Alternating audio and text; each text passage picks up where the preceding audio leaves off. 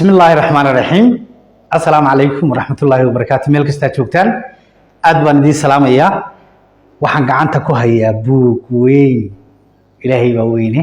Buuggan waxa laga qoray abwaankii weynaa caanka ahaa waa abwaan Cabdi Iidan Faarax boqorkay u hedhe. Buuggan waxa qoray markaa Ismaaciil Shaheeye, abwaan Ismaaciil Shaheeye nin weyn baa laga qoray, nin weyn oo qoray.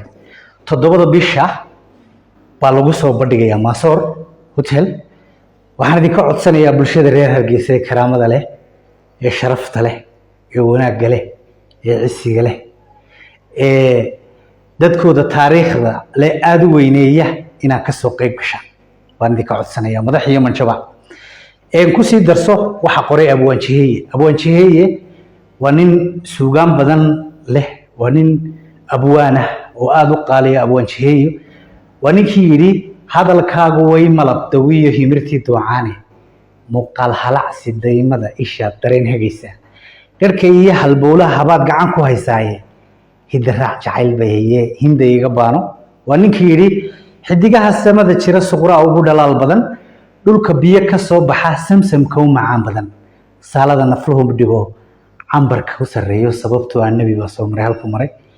Abwaan Shaheeye waa ninkii yidhi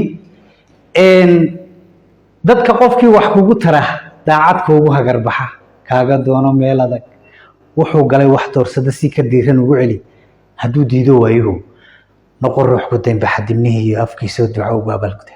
Abwaan Shaheeye waa ninaanu saaxiib nahay, ninka buuggaa qoray, buug horena wuu qoray.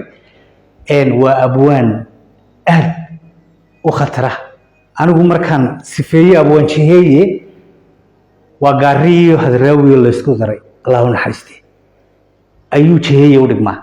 buugga wuxuu ka qoray Cabdi Iidan waynoo 7 bisha iyo Maasoor.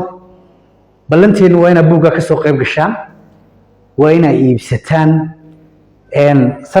sanadadan dambe taariikhda ayaynu caan ku ahay maasha Allah, Hargeysa iyo quraanka weynayntiisa maasha Allah. marka aad baan idin salaamayaa reer Hargeysa, reer Somaliland. waxaan idin leeyahay buuggaas iyo ku seegin adiga iyo ubadkaaga iyo horidaada uu ku anfacaya. buuggaasi taariikhda waa la soo qaataa, waa la akhriyaa. marka waxaan idin leeyahay ha moogaanina boqorkay u hedhe.